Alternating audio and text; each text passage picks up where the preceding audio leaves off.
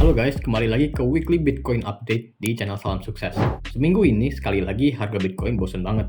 Harganya nggak kemana-mana, masih 29 ribuan. Dan cuma ada beberapa fake outs untuk ambil liquidity.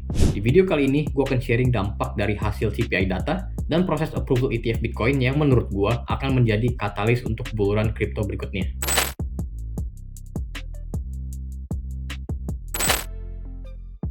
Minggu lalu, ada data CPI report dirilis di Amerika dan hasilnya lebih bagus sedikit dari yang diharapkan. CPI-nya naik ke 3,2% year on year-nya dibandingkan ramalan konsensus para analis di 3,3%.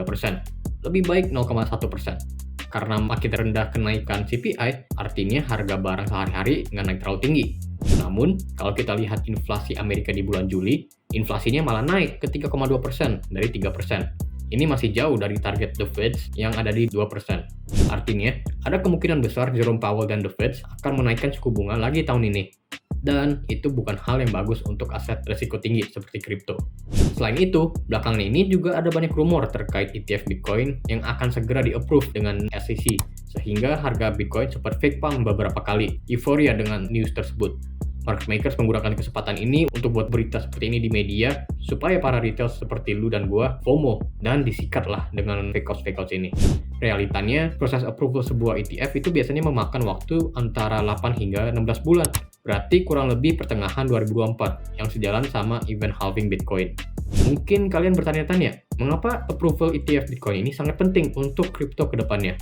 Nah, ETF ini adalah ibaratnya reksadana yang bisa diperdagangkan di pasar modal. Banyak orang di Amerika dan Eropa mempercayai perusahaan investasi untuk mengelola duit pensiun mereka. Dan biasanya duit pensiunnya ini dibelikan ETF.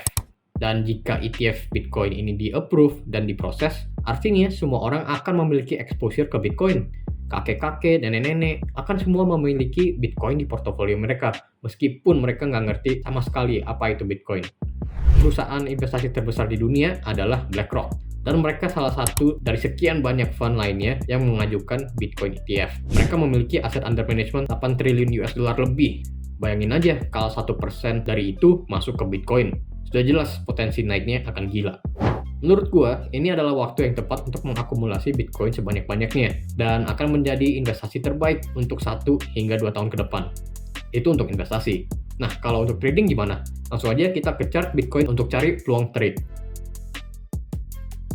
Oke, seperti biasa kita mulai dari chart weekly dulu. Nah, kalau dari weekly sini, target gua yang gue selalu bilang dari minggu-minggu lalu, final target Bitcoin ada di 24.000 sini. Dan walaupun sekarang masih di 29 ribuan, menurut gua untuk saat ini belum ada berita yang bisa mendorong Bitcoin untuk harganya naik lebih tinggi. Setidaknya di tahun ini, harga Bitcoin akan turun ke 24 ribuan dulu sebelum dia lanjut kenaikan. Nah, tapi sebelum dia turun, yang pasti dia harus tes support-support terdekat sini ya. Yang pertama itu ada di 28.000, kemudian ada di 27.000, dan baru akhirnya itu di 24 ribuan. Nah, kenapa menurut gue dia nggak turun lebih lanjut lagi ke 15 ribuan, bottom di cycle ini ya? Karena kalau dia menuju ke area di bawah sini, itu udah di bawah support dari EMA 200. Dan biasanya kalau Bitcoin berada di bawah EMA 200 di weekly time frame, Bitcoin ada di bear market ya. Dan menurut gue, Bitcoin sudah melewati masa-masa itu. Oke, lanjut kita ke daily time frame.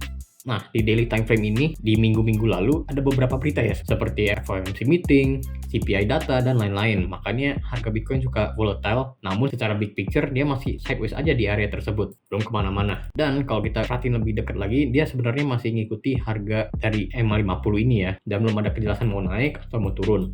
Nah, karena secara bigger picture-nya untuk tahun ini, dia akan lanjut penurunan dulu, maka kemungkinannya turun itu lebih tinggi menurut gue. Dan makanya itu, gue lebih prefer untuk ngebuka posisi short saat ini. Nah, untuk posisi short-nya gue buka di mana? Gue pribadi membukanya itu di area 30.500-an, kurang lebih di area sini. Kenapa? Karena banyak orang yang melakukan short nih di week-week ini, dan kemungkinan besar liquidity-nya atau liquidation level mereka itu ada di area 30.500-an sini. Nanti kita lihat ya dari liquidity levelnya.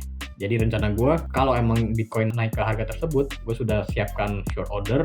Tapi ini bukan berarti gue melakukan long ya ke atas, karena ini hanya jaga-jaga.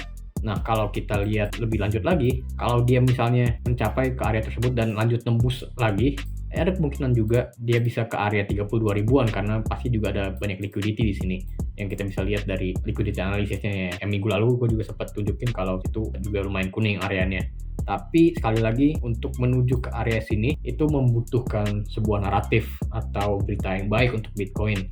Dan yang seperti kita tahu, belakangan ini masih belum ada berita-berita yang bisa support Bitcoin ke harga tersebut. Jadi menurut gue kemungkinannya sangat kecil. Dan itu juga dibutuhkan sebuah volume yang lumayan besar. Karena kalau kita lihat seperti di hari-hari sebelumnya, contohnya yang seperti ini, ketika dia berada di area 25 ribuan, Bitcoin memiliki volume yang lumayan besar nih di sini dan juga di sini untuk menembus area 25.000 sampai 30 ribuan.